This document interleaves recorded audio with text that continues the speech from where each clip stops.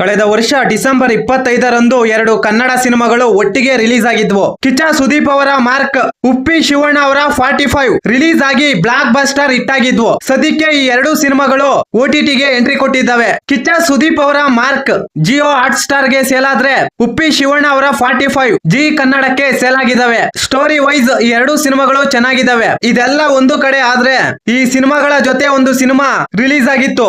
ಆ ಸಿನಿಮಾ ಇದುವರೆಗೂ OTTಗೆ ಬಂದಿಲ್ಲ.